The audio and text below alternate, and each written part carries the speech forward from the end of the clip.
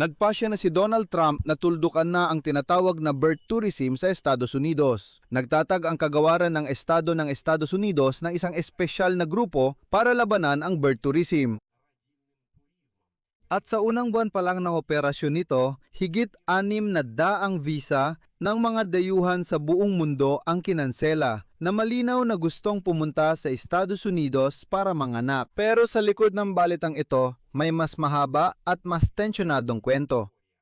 Si Donald Trump ay pangalawang beses nang sumusubok na limitahan ang karapatan sa pagkamamamayan sa pamamagitan ng kapanganakan matapos ibasura ng Korte Suprema ng Estados Unidos ang una niyang pagtatangka isang buwan nang nakalipas. At mukhang hindi tumitigil si Trump sa pagsubok na isara ang butas na ito. Pero sa totoo lang, ang mismong karapatan sa pagkamamamayan sa pamamagitan ng kapanganakan ay hindi naman nawala. Ang utos mismo ni Trump ay mukhang nakakatakot at marami ang hindi talaga nakaintindi nito. Inuulit ko, ang karapatan sa pagkamamamayan sa pamamagitan ng kapanganakan ay hindi pa rin nawala kahit pagkatapos ng bagong utos ni Trump. Pero may lumitaw na mga kakaibang butas doon kung paano sinusubukan ng grupo ng Amerikanong presidente na hindi ibigay ang pagkamamamayan na ito. Sa madaling salita, tara't himayin natin ito ng maayos at ilatad ang lahat ng detalye. Ako si Alexei Pechi. Simulan na natin. Pero bago tayo magsimula, pakiusak mag-subscribe kayo sa YouTube channel na ito. Papalapit na tayo sa 300,000 subscriber, kaya't lubos ako magpapasalamat sa bawat pag-subscribe ninyo.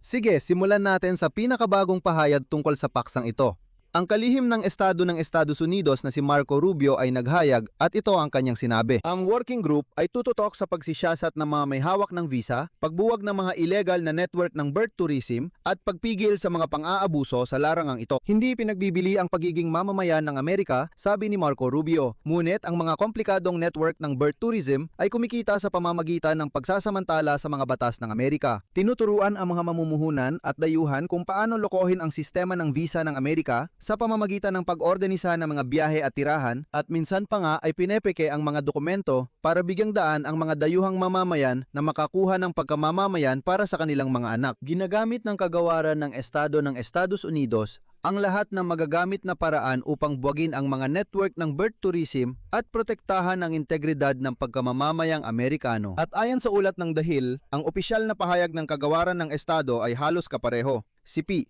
Gaya ng malinaw na ipinahayag ni Pangulong Trump, ang pagkamamamayan ay hindi isang kalakal na maaring bilhin sa pamamagitan ng tusong pagsasamantala sa mga batas ng imigrasyon ng Estados Unidos. At pagkatapos ay binigyan diin ng ahensya na sila ay malapit na nakikipagtulungan sa kagawaran ng Homeland Security. Sa madaling salita, ang mga mekanismo ng paglaban sa negosyo ng panganganak ay naging mas mahusay lamang. Pero huwag kayong magmadali sa paghusga. Mahalagang maunawaan dito kung saan nga ba nagmula ang working group na ito ng kagawaran ng Estado na lumalaban sa tinatawag nilang negosyo ng panganganap. Dahil kung walang background, hindi maintindihan ang kwento. Pero sa totoo lang, napaka-interesante nito. Ibig sabihin, noong ika-6 ng Agosto, si Donald Trump ay lumagda ng 2 kautusan agad-agad. Ganito ang tawag sa kanisla, literal. Ang unang kautusan, patuloy na pinoprotektahan ang kahulugan at halaga ng pagiging mamamayan ng Amerika. At ang pangalawa, pagwawakas ng birth tourism. At hindi ito ang una niyang pagtatangka sa totoo lang. Eksaktong isang buwan bago nito, noong ika-30 ng Hunyo, 2026, nagpasya ang kataas-taasang hukuman ng Estados Unidos sa kasong Trump laban kay Barbara na ang konstitusyon ng Estados Unidos ay nagbibigay ng pagkamamamayan sa mga batang ipinanganak sa mga magulang na nasa teritoryo ng Estados Unidos. Ito ay isang matinding pagkatalo sa unang kautusan ni Donald Trump noong Enero 2025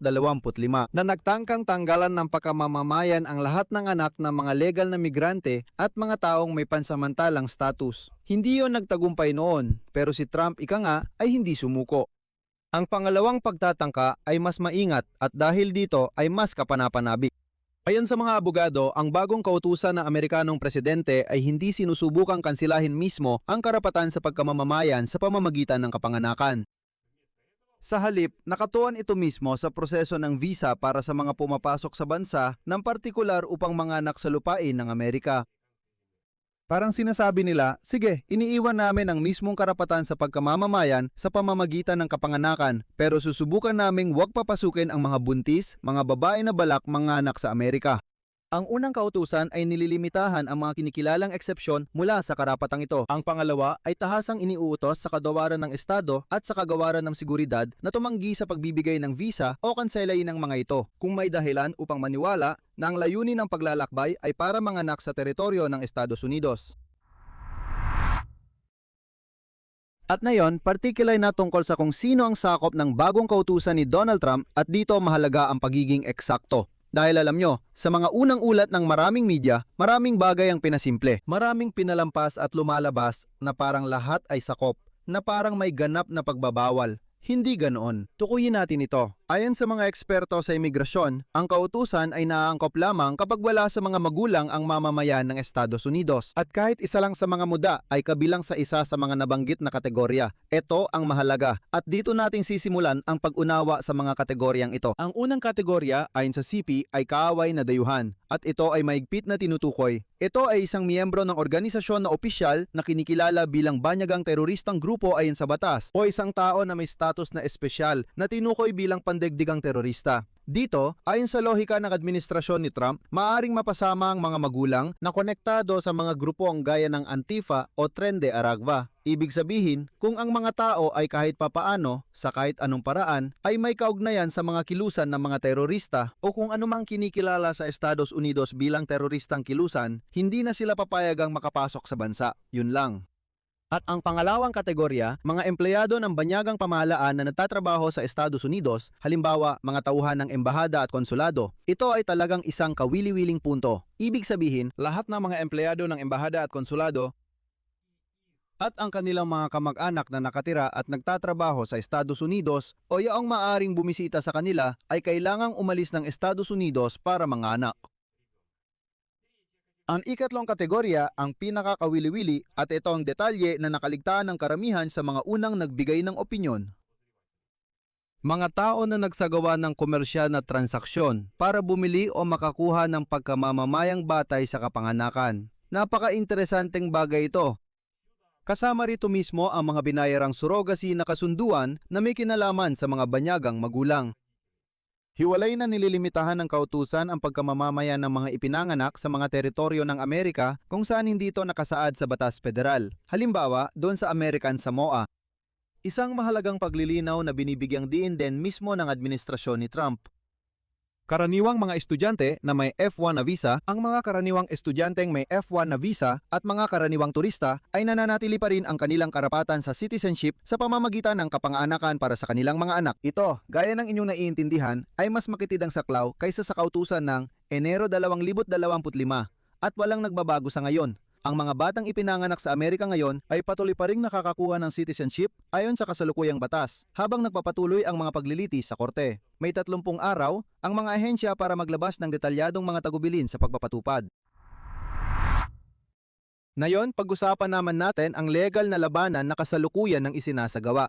Noong ika-11 ng Agosto, ang American Civil Liberties Union, ito ang parehong organisasyon na nanalo laban kay Trump sa Korte Suprema nung nakaraang buwan, ay kinuwestiyon na rin ang mga bagong kautusan. Hindi ito bagong kaso, kundi isang petisyon sa parehong federal na hukuman ng New Hampshire na may kahilingan sa hukom na siya ring naglabas ng desisyon sa dating class action na kaso. Direktang kumpirmahin na hindi maaring tanggalan ng gobyerno ng pagkamamamayan ang mga miyembro ng nasabing class action na kaso sa pamamagitan ng anumang bagong kautusan. Kagiliw-giliw, napansin ng mga analyst sa patakaran sa imigrasyon ng mga bagong kautusan ni Trump ay hayagang hindi pagsunod sa desisyon ng Korte Suprema noong nakaraang buwan. Kaya naman, dapat mabilis na makialam ang Korte Suprema upang matiyak na may isa sa katuparan ang kanilang naunang desisyon. Mayroon ding legal na pagsusuri na nagpapakita ng kahinaan ng buong estruktura ni Trump na ito.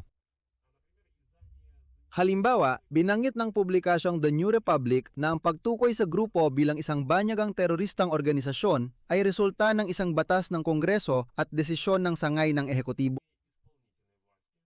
At ang mga miyembro ng ganitong mga grupo, tiyak na sakop ng jurisdiksyon ng Estados Unidos ng Amerika, halimbawa, regular silang nililitis sa mga korte ng Amerika. Ibig sabihin, ang mismong lohika ng hindi pagbibigay ng pagkamamamayan sa mga anak ng miyembro ng ganitong mga grupo ay lohikal na mapagtatalunan. Bakit? Kung ang magulang ay maaaring litisin sa korte ng Amerika, Ibig sabihin, sakop siya ng jurisdiksyon ng Estados Unidos ng Amerika. At ito mismo ang kondisyon na hinihingi ng ika-14 na amyenda para sa pagkakaloob ng pagkamamamayan. Naiintindihan mo, ito ay isang legal na kolisyon. Kung ang isang tao ay sakop ng jurisdiksyon ng Estados Unidos ng Amerika, ibig sabihin pati ang kanyang anak ay sakop din nito at dapat tumanggap ng pagkamamamayan ng Estados Unidos. Konklusyon. Formal ang balita ngayon tungkol sa working group ng State Department at 600 na kinanselang visa ay tuktok lang ng mas malawak at 2 beses nang natalo sa korte na kampanya ni Donald Trump laban sa pagkamamamayan batay sa kapanganakan. Ang una niyang pagtatangka noong Enero 2025 ay binasag ng Korte Suprema noong Hunyo ng taong ito. Ang pangalawa na mas makitid at mas pino sa legal na aspeto na ginawa ngayon lang ay ilang araw pa lang ang lumipas ay nakatanggap na agad ng demanda mula sa parehong organisasyon na nanalo sa unang kaso. At ang bagong working group ng Department of State na inihayag ni Marco Rubio ay halos nagsisilbing tagapagpatupad ng mismong ikalawang kampanyang ito. Ibig sabihin, habang nagpapatuloy ang mga kaso tungkol sa pagkamamamayan, sabay namang tinatarget ng ahensya ang usapin ng visa, tinatanggihan at kinakansela ang pahintulot sa pagpasok kahit bago pa man. Maisilang pa ang bata sa lupa ng Amerika. Sa madaling salita mga kaibigan, mag-comment kayo sa ibaba ano ang opinyon ninyo tungkol dito, tungkol sa turismong panganganak sa Estados Unidos ng Amerika. At sa tingin ninyo, gaano kaya kasobra o masasabi kong inaabuso ng ilang mamamayan ng ibang bansa ang batas ng Amerika? Sa madaling salita, ang opinyon ninyo tungkol sa tinatawag na turismong panganganak ay siguradong ilagay ninyo sa mga komento sa ilalim ng episode na ito. Mag-subscribe kayo sa channel, pindutin ang like at ang kampanilya para hindi ninyo ma-miss ang mga bagong episode. Yun lang, ingatan ninyo ang inyong sarili. Paalam sa lahat.